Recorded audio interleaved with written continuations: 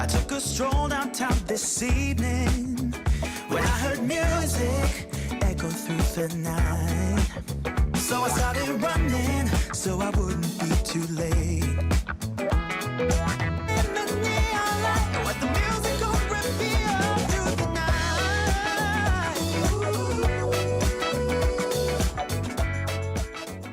Welcome everyone to Coaching in Session. My name is Michael Rearden and I'll be your mindset coach today. And today we're going to be talking about fitness, health, and all the in between. Because when we think about getting fit, when we think about our health, what is the key reasons why we are unhealthy? What are the kind of cause reasons that we don't go to the gym, where we're in this mindset where we are unhealthy and unhappy? But that doesn't have to be the case. We can start to think in a more positive manner, how we see ourselves. And this is not to say that we're big and beautiful and that we can just accept who we are, even though we look in the mirror and we see some work that we want to have done. And this work is not to say that society says that we have to do this work. It's what we say. Because at the end of the day, what you want is what you should have. So if you want to lose weight, if you want to fit in a certain dress, that's up to you. So you get to decide, okay, I'm making the change. And one of the things I do is I want other fitness coaches, health professionals to come on and kind of give their 2 cents. Because everyone has a different view on health and fitness. Me, I'm totally different than most of the trainers that I bring on. I'm gun-ho about getting you to your in shape, to your body. We get a goal and we attack it relentlessly. And the idea of being relentless kind of talks about my guest today, Joe Martin. He is going to be a fitness coach, health professional, and he's going to be helping us getting to a better understanding of our routines, our habits, our mindset, being more positive, and how working out doesn't have to be a chore. We can find a way to get in the shape that we want, all by being aware, understanding our why. And then we can really dive deep into that change, into that journey of our best body, our best self, our best mind. So let's get into that interview with Joe Martin and myself.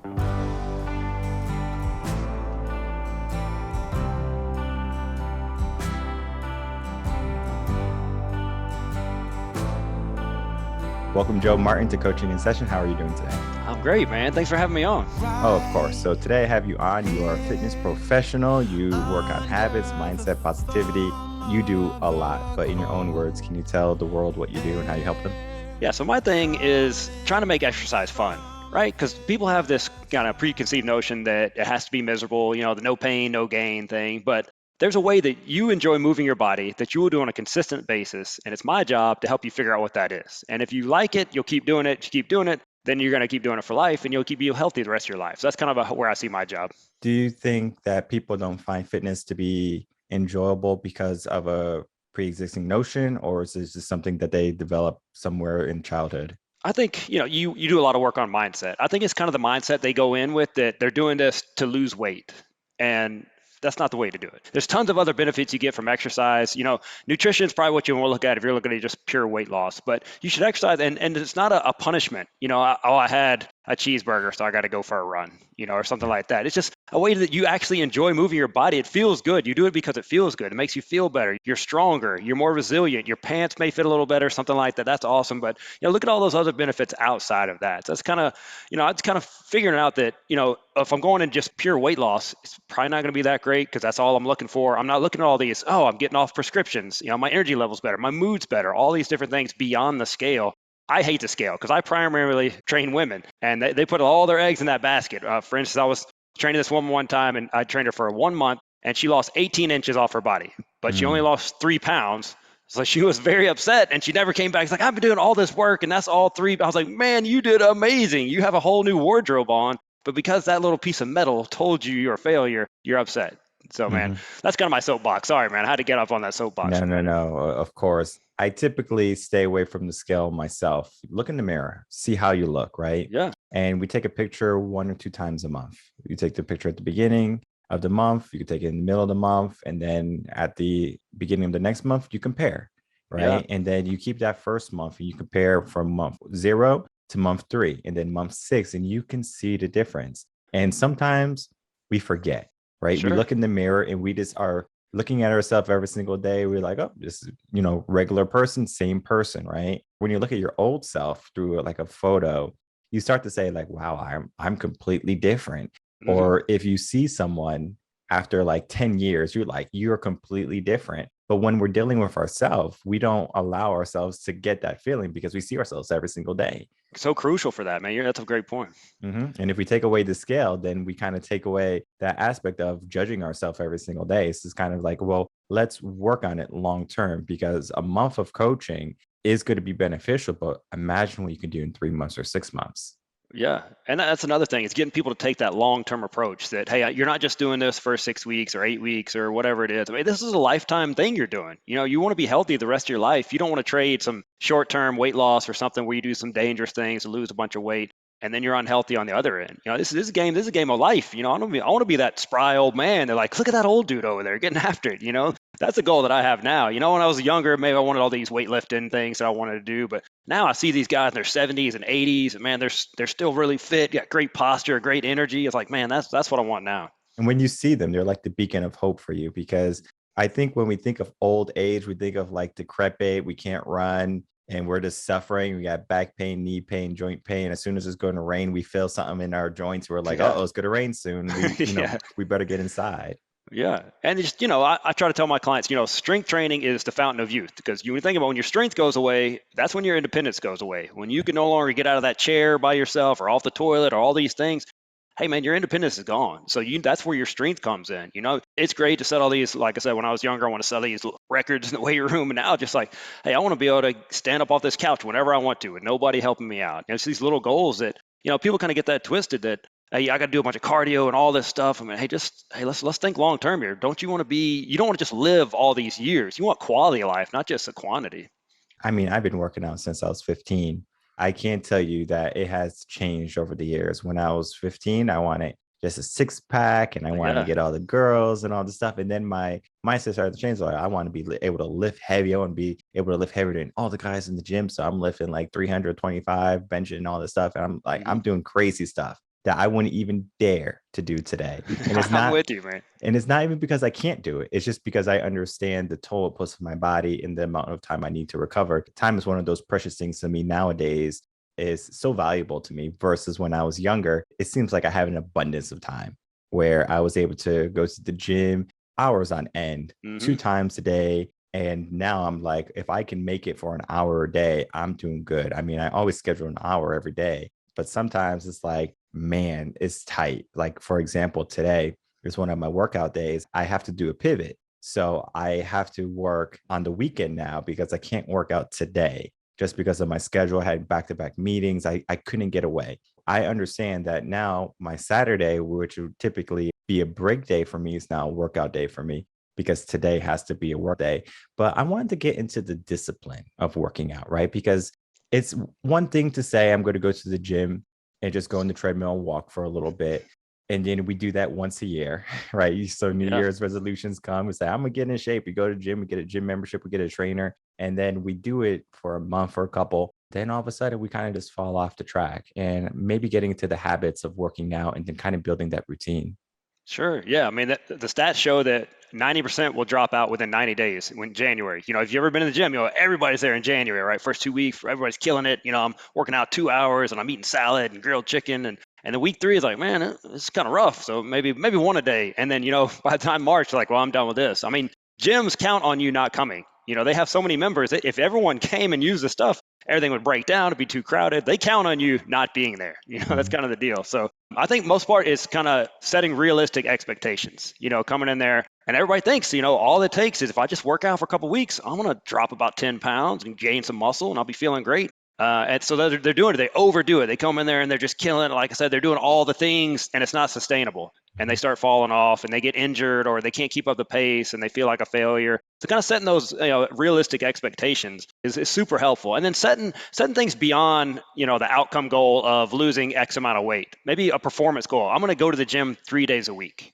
Setting like that. That's something you have complete control over. You don't have control over that scale. There's things you can influence it, but you can't have complete control. But you have, just like you said, hey, I was going to work out today, but I can't do it. But I'm going to do it this weekend because it's part of my week. It's part of my schedule. I'm going to get in there You seem like a very disciplined person, but you've probably developed habits over the years. That's just who you are. That's what you do. That's what I do. I work out because that's who I am and that's what I do. But it's taken years to just become that person. So I help people kind of get that identity of someone who works out.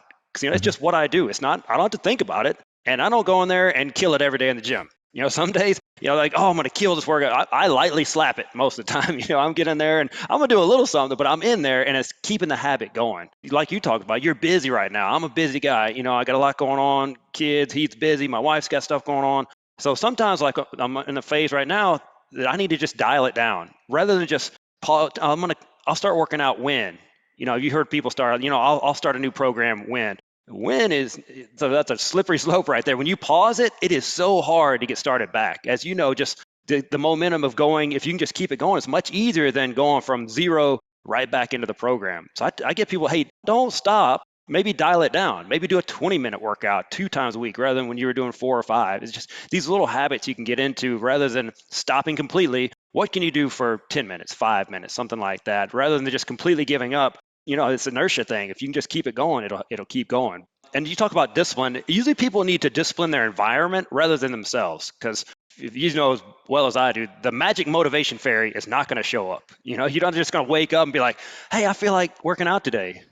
Most days I don't. And you probably don't either because you got a lot going on. You're going to do it because you do it. So action comes before motivation. That's kind of the things people talk about that, oh, I'll do it when I get motivated. Well, that ain't going to happen. You just, like if you've done before, I'm sure you go in, oh, let me just get this warm up in and maybe I'll feel, and once you get the warm up in, you'll get into that workout. It'll happen. Just got to get started. But disciplining your environment is, back in the Vietnam War, they said that 20% of the people in there, the soldiers, were heroin addicts. 1 in 5, man, were addicted to heroin during the war. And they thought, oh, man, we're going to have just a nation full of drug users when this war is over. But they came back, as I'm sure you've heard, heroin is very addictive, very hard to get off. But when they came home, 90% of these guys were able to kick their habit.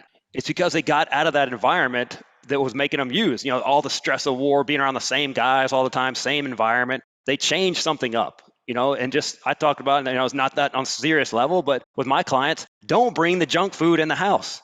If it's in the house, you're going to eat it. If it's for the kids or whatever it is, you're going to eat it. Or for special occasions, hey, if you keep it at the store and you're willing to get in your car and go get it, you can have it. Okay, that's what I make a deal with. If you're willing to go that far, you can have it. But don't keep it in the house. If it's chips or cookies or things you're trying to avoid, that's like keep the heroin addict keeping that heroin in the house. So I don't want, it's the heroin's for the kids, you don't want that. But think about, don't discipline yourself, discipline your environment. If every night you're staying up late watching Netflix, keep the electronics out of the bedroom. If you're just laying in bed watching your phone or whatever, just get it out of there. Take that temptation away where you're not being disciplined. It's just not there. That's so much easier than disciplining your environment than to discipline yourself. Because, hey, we're all pretty weak when it comes to things like that.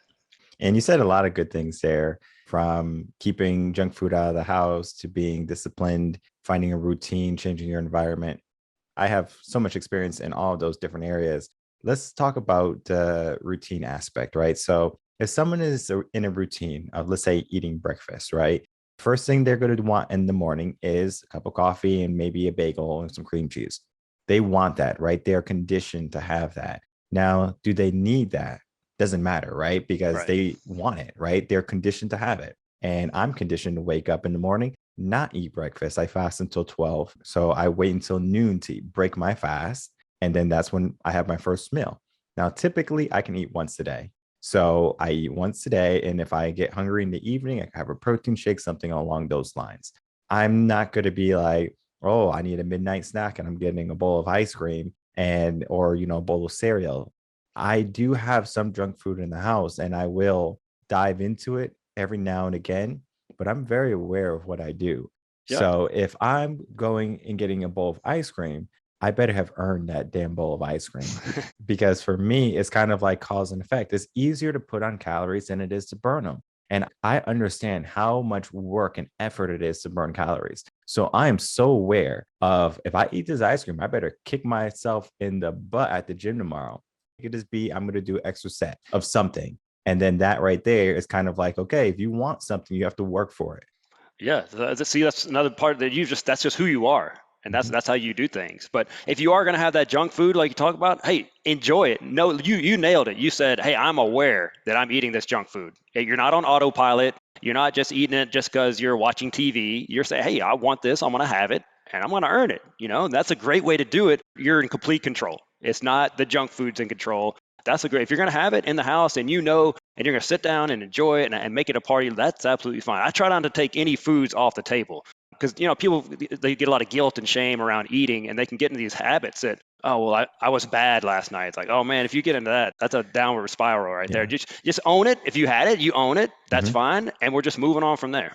And then we have to understand where we eat too. So for me, I eat in the kitchen Yeah. where I'm not like taking my food and watching TV while I'm eating. There's no electronics in the bedroom at my home. There's no eating in the bedroom at my home. And very rarely do we even bring things into the living room like popcorn, things like that. If we have movie night, that typically doesn't even happen.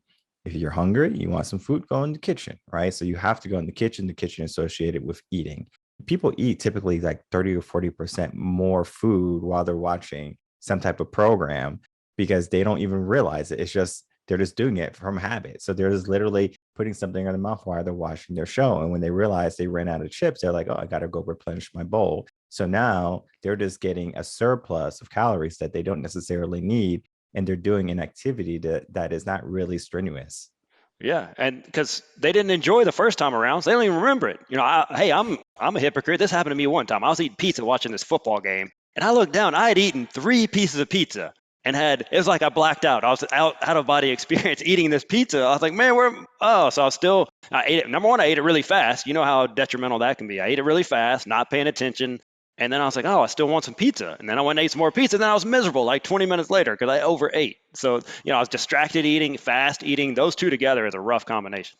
Takes about 15 minutes generally for the brain to realize, hey, I'm full. Yeah. So if you're just eating very quickly, you're going to most likely get more calories in before your brain can give you that stopgap saying, hey, you're full, stop it.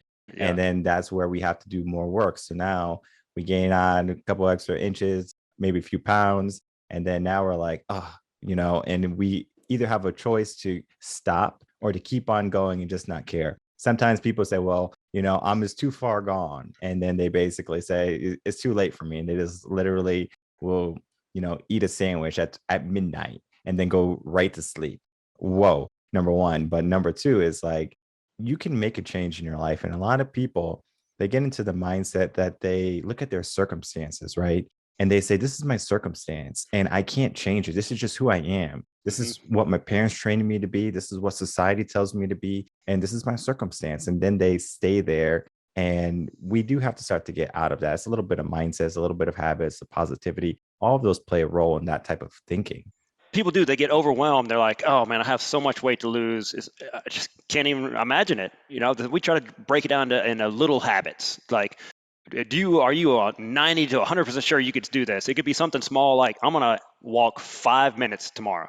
How confident are you could do that? If that's a 9 or 10 on the scale, then hey, let's make that a habit. And that seems like nothing especially to people that have been exercising forever. But it's not about that. It's not about the amount of, it's the habit. It's the fact about, I'm just going to do this. And I made a promise to myself, I'm going to do it. And I do it. And then, oh, well, maybe I can do 10 minutes. And then you work from there. Because there's, this story about this guy that he went to the gym and he would just go to the gym and sit. He wouldn't even exercise. But every day he would go inside the gym and just sit there. And eventually the guy ended up losing 100 pounds because eventually he started doing 5 minutes of exercise, 10 minutes of exercise. But first thing he did is making go to the gym a habit.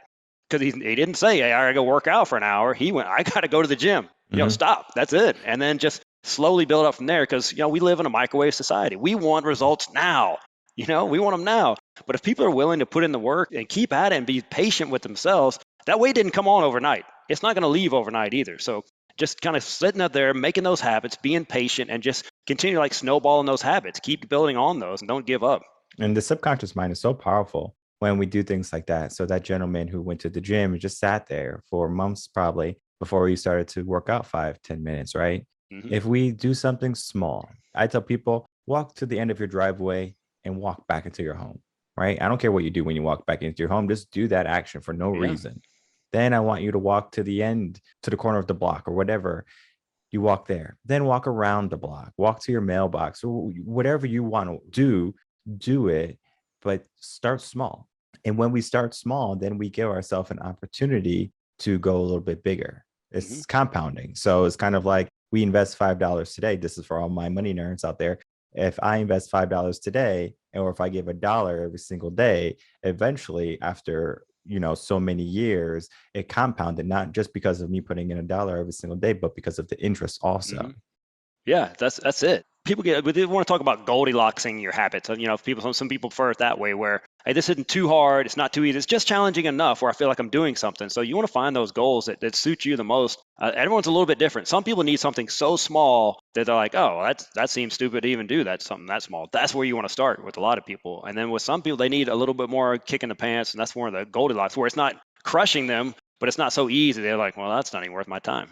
One of the things I work on, especially with my family, my wife was overweight when we had met, and I was in shape. So I was able to coach her, help her along, get better habits. She wasn't out of shape because she didn't know how to work out. It was because she just had bad habits. She was eating late, eating the wrong foods that weren't agreeing with her body. So once we just took those things out of the equations, then she was able to lose weight at a safe number and then keep on going down till she got to a physique where she was like, wow, I look great. And everyone notices that too. Where I think society kind of does a huge detriment, especially to women, is that men are so visual. So we look at, a woman, a lady, and we say, wow, like she's so pretty and she's in shape and all of these different things. And what has happened in society is that we kind of took that away. We said, what, everyone is beautiful. So it doesn't matter if you are 100 pounds, 5 feet, or 300 pounds, 5 feet, you're beautiful still. And that can be dangerous in a sense because what that is doing is creating an unhealthy habit for our mindset. Because obesity is one thing, and then being a little overweight is another thing. I'm not saying you can't be overweight, but when you can't get out of bed, when you can't be healthy, all that fat has to go somewhere. And typically it goes around your organ. And so your liver is putting in more work and you are trying to get rid of all these toxins in your body. So you're actually doing more harm to yourself by being overweight. And I always tell people, I was like, you don't have to lose all this weight to be a Beyonce or to be a Madonna. You can be whatever person you want to be, but I don't want you to allow society to depict that for you. You determine what makes you beautiful. And when you look in the mirror, ask yourself, do you want to make any changes? I look in the mirror and I say, you know what? My back needs a little bit of work. Guess what I'm going to do? I'm going to go into the gym and I'm going to work out back a little bit more deeper that day when I have back because I say I see an adjustment. This is what Arnold Schwarzenegger did. He would look in the mirror and he would say, oh, yes, I'm going along nicely. And then he would start to he's like, oh, yes, I need to do more curls. I need to do more legs. And then he would do that. He would look in the mirror and he sees what he was envisioning for himself. And I think sometimes people, they just use society's vision or society's basically marker for what a person should be. And then they stay there. So when you're big and beautiful, I'm not saying that you can't be big and beautiful, but what I am saying is that your standpoint or is that society's standpoint for you? Yeah, I mean, you broke out the Arnold impression too. That was solid right there, man. I wasn't ready. So, Yeah. but yeah, so with my clients, it's never going to be like, hey, these are my goals for you. This is when I look at you, this is what I need out of you. It's, hey, if they want to tighten some up, I can help with that. But I'm never going to tell them, here's what you need to do because Right. I'm an expert and I'm going to tell you what to do. I will work with them on their goals. I mean, sometimes you do have to tell, kind of sell them on what they want, but give them what they actually need. Sometimes you need to help them with that. But most time, I'm not going to tell somebody. You could, especially. I mean, I train women. You me go in there and tell these women, hey, you could stand to lose a few pounds. Dang, man, I'll be slapped every day, all day, every day. I'm not going to Yeah. do that. I'm going to help you reach the goals that you see that you want for yourself. I'm with you, man. Society tells you, well, hey, this is the perfect body. Like, oh man, people are attracted to all different shape sizes and all things, man. So whatever you're looking for, that's what I want to help you with. And I would give all the ladies listening to this podcast some advice. What I did for my wife when I was helping her lose that weight was I just asked her just to find someone that has a body type that you would like, right? Just find someone. You don't have to be that person. You don't have to have their success or anything. Just find the body type that you would like. Most people will find that, right? Most people are not going to say, nope, I'm good. Most people will look and they'll say, I actually kind of like her figure. And then we could say, all right, great. And then we have a goal to work toward versus, oh, wait, I'm supposed to be 150 pounds. They don't know what that looks like. I don't know what 150-pound me looks like, but I'm not looking for 150-pound me. I would look at maybe a bodybuilder, or I'll look at maybe a sports player, and I would say, you know what, I like their physique. What do they do? Right. So I'm going to look at the workouts they do, maybe even go as far as into the diets that they're having. But just because I look at the workouts and just because I look at their diets does not mean it's going to work for me, because everyone has a unique body, a unique makeup. And that is why a person like you, Joe, is important, because you can really look at a person beyond what is standard, right? We have all these fad diets, for example, paleo, whole 30, keto, Atkins. I mean, we can go on the list of all these diets, but just because we have a diet that can be universal doesn't mean it's universal for you. But when you have a trainer, then that's when they can really look at what's working and what is not working. Yeah, and for most of us, most people can do the exercise. They can show up and do the workouts. What's going on in the other 23 hours of the day? We got to look at, sleep for my clients. Most of them are 40 and above. Sleep's become a big problem. The hormone changes are affecting those. Hormones are another thing. What are your habits? Are you active outside of your workout? Don't think of this, hey, this is the only time I'm going to move all day long is this 1 hour. Make it an active lifestyle. Just small things like you talk about walking out to the mailbox. Go walk to get the mail. I saw someone the other day drive back down their driveway to go get the mail. Like, come on, man, you can walk 20 feet. Come on Yeah. now. I know it's hot. We're here in Texas. I'm in Alabama. I know it's hot, but come on, man. But little stuff like that adds up. It's, and there's something called NEAT activities, non-exercise activity thermogenesis. Just basically calories you're burning outside of your workout. It could be, sweeping or mopping or things like that, walking, fidgeting. Like I'm a fidgeter, I'm looking like I'm on a sewing machine over here with my heel. I fidget a lot. So that's burning calories. It's not something I do, consciously, but look for things outside of your workout to be more active. All these little things add up. So look for those. And when you get to the workout too, figure out when you like working out. I mean, there's so many different things that you have to look at. And like I said, if you get a trainer, they typically can say, hey, I think you work out better in the evenings, right? Or in the morning. For me, I enjoy working out in the mornings. If I have to work out in the evening, I will do it, but I'm not enjoying it. It's just who I am. It's just in the morning, first thing in the morning, I'm like, whoop, I'm up, I'm at the gym. And it doesn't matter if I go at 6, alarm clock wakes me up, or if I go up when I wake up naturally at 7:30, 8, then, I'm still going to work out first thing in the morning for me. And it just depends. Like my life has changed over the years where I was able to, at one point, wake up at 4:30, go to the gym at 5. Now you're a parent, you have a business, you might not be able to get that type of workout in anymore. So you're going to have to figure out when you can go. So now my workouts are typically, a little bit later. So anywhere between 6 and 8, typically 9 latest. But then that's when meetings start for me. So unless I can do the meeting at the gym, depending on the client, then I'm going to have to, get the workout in before. And for me, what I realize is that in the morning, people think, oh, I'm tired and I don't want to use all my energy for today. I feel more energetic for me. But then sometimes people, they say in the morning, I just can't do it. But at night, they have all this energy versus me in the evening. I'm kind of winding down and I want to do maybe more low energy tasks like reading a book, things like that, or just having meetings, because typically meetings are low energy for me. So I would do those tasks in the evening rather than in the morning when I have more energy. So figuring out what type of person you are, I think, is also a key component in working out, and then figuring out your body. Yeah, and convenience is a huge thing too. If you're having to drive an hour, or you go fight traffic to get to your gym, and it's like I said, an hour away from your office or your home, that's going to be tough to sustain. Most people need something within about 15 minutes. Whether they work out at home or somewhere closer, because then you get these excuses that come. Well, I don't have time, which is the number one excuse with not working out is I don't have time.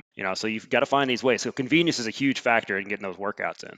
And then I know when we had our quarantines and our lockdowns, my gym was closed for 3 months. Mm. And I was like, man, I was losing my mind. I was running around the block. I bought some bands. I had some weights in the home. And I was still working out, but it wasn't the same because when you go Right. into that gym environment, it's like the air is different, the Yeah. motivation is different. And I even think about like, I'm going to build a gym in my home. And I said, don't do it because I'm not going to use it. I Yeah. would rather drive 10 minutes, 15 minutes to go to a gym because that right there is already triggering my brain saying, hey, I just drove 15 minutes. You better work out Yeah. versus I'm home already. Well, the sofa's upstairs. I got a pizza in the oven. I mean, it's so easy at home because home is a very comfortable place for the most part. Yeah. So for people to work out at home requires even more discipline than just driving to the gym or getting to the gym and then working out.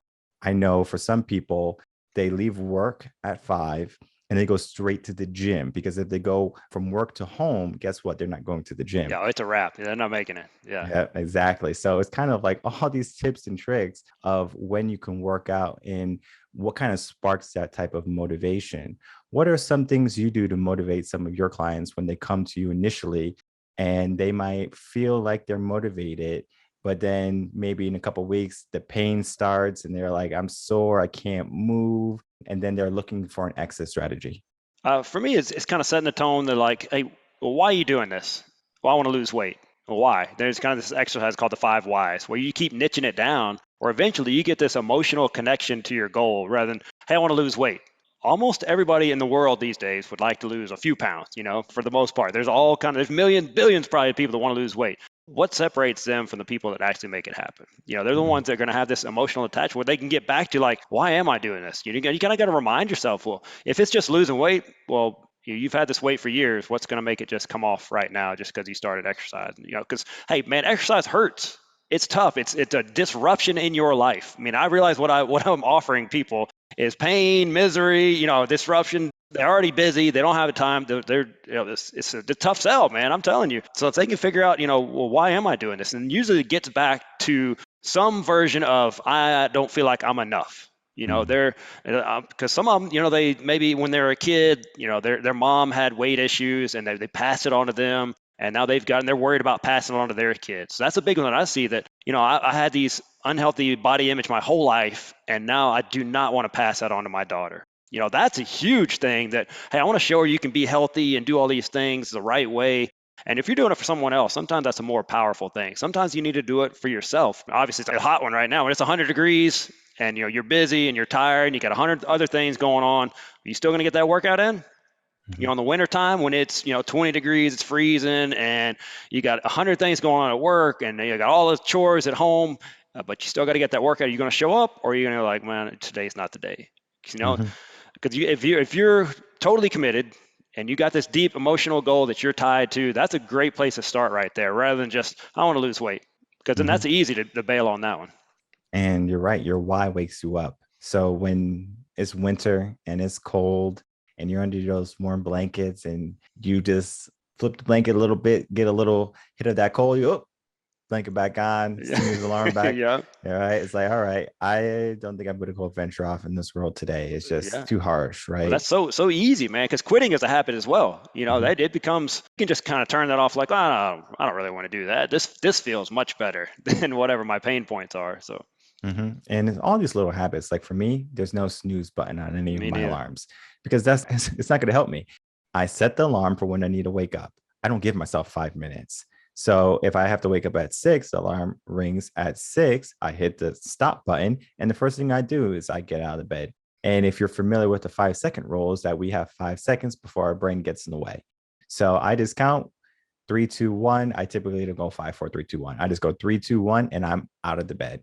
I do that a lot in the winter. In the summer, it's a little bit easier because already temperate in the house. So it's kind of like, yeah, it feels great. Hmm. Versus it's winter and it feels 60. And you're like, That's oh, that's this tough, man. That's tough. is, it's like a 10-degree difference, from or more from your sheets to the bathroom to get ready and to get dressed and then go to the gym and then going outside is even colder.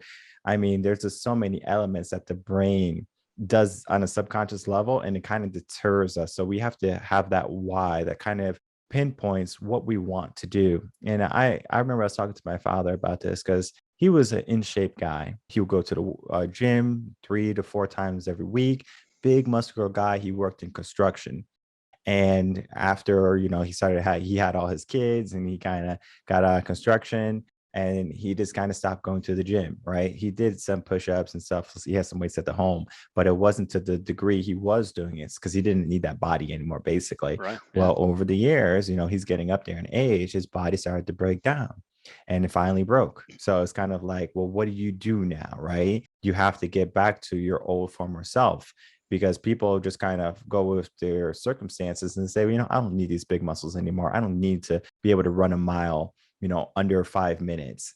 All of these different things help you stay healthy for the long run, for the long term.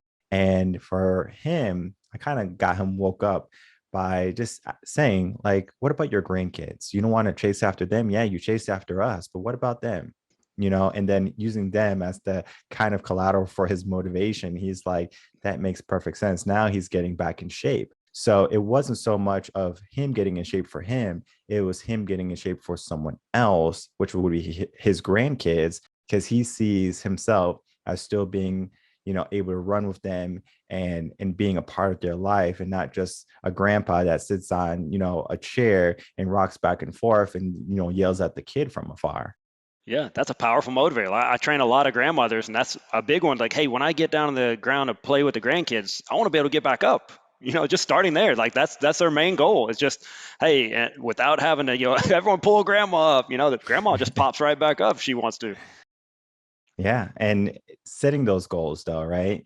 It has to begin somewhere. Typically, people need a trauma. Typically, people need some type of realization that they're not fit or they're not able to keep up, that things have to change, right?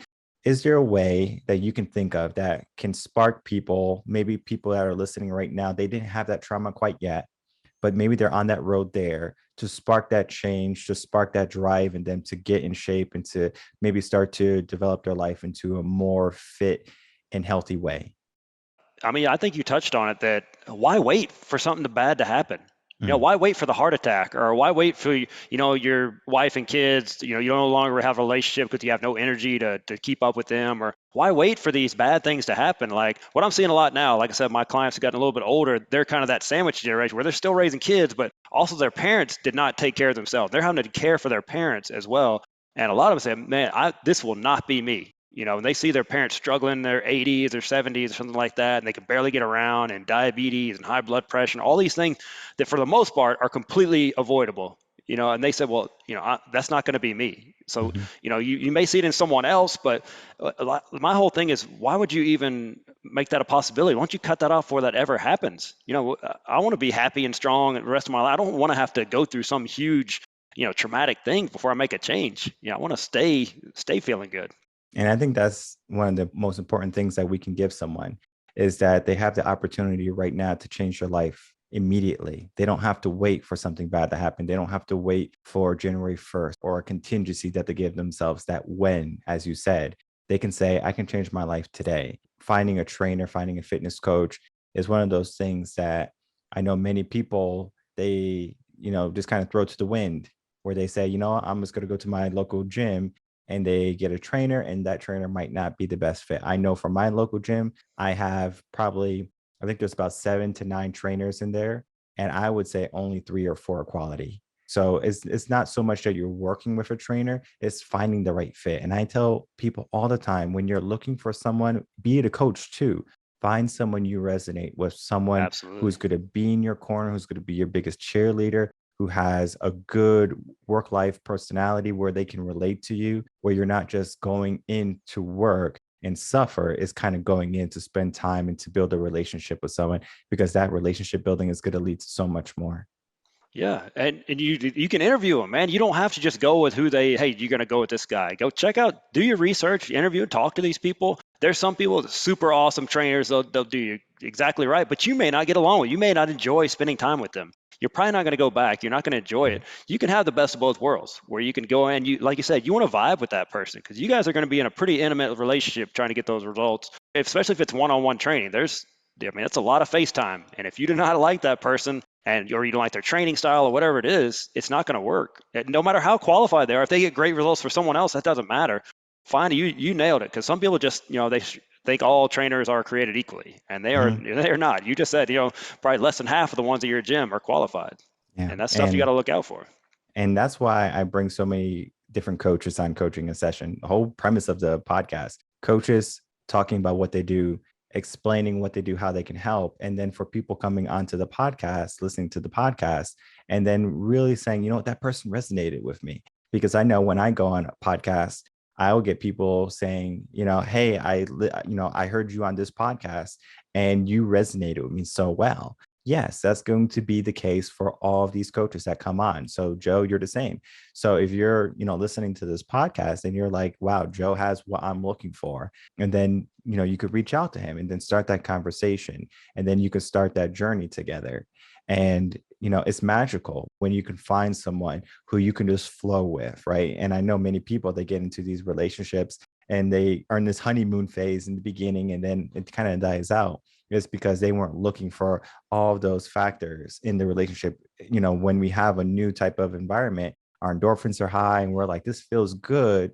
But then long term, how does it feel, right? So if you can find someone you resonate with, someone you match with on, so many different levels, then you can really dive deep into getting to a better life or whatever change you're looking for, depending on the coach.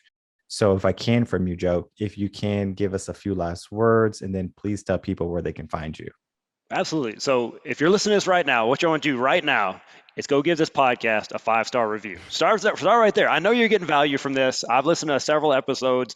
He deserves 5 stars. So that's your first move. Go on there, give this podcast 5 stars. And then I want you to email me at huntsvillebootcamp@gmail.com.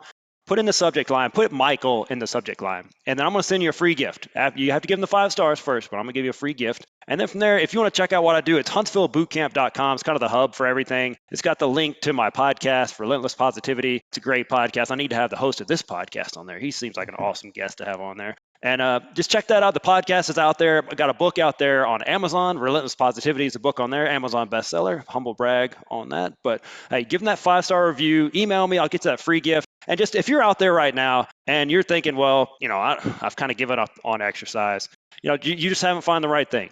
There's one way or probably several ways that you will enjoy moving your body, a way that you can eat, a way that you can sleep, a way that you can feel awesome every day of your life. It doesn't have to be like this. You don't have to be in pain all the time. You don't have to be tired all the time. There's a better way. Don't give up. Keep looking. If it's me, if it's Michael, if somebody out there can help you, but don't give up.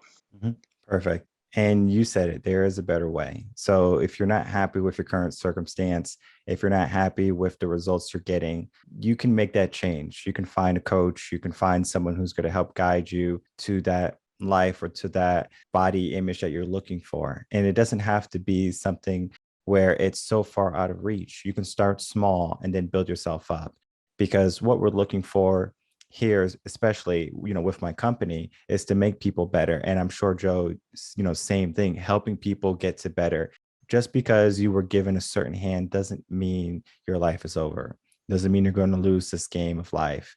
You have to just use what you have, kind of like poker, and you can make that losing hand win. And whether it's starting slow, finding what you love, or just, changing your habits and your routines, all of those things are going to be indicative to you getting in shape and you getting into a better mindset. And that's what we do here. And I know that is what Joe does also with his podcast, his book, and his business. So I encourage you to check Joe out also. Check his podcast out, check his book, buy his book, his website. All of those links are going to be in the description box below. So easy for you to get to him. And I would like to thank you, Joe, for coming on. A lot of energy and a lot of great wisdom from you today. Oh, man, it was great being on. I really appreciate the opportunity. All right, Joe Martin, everyone.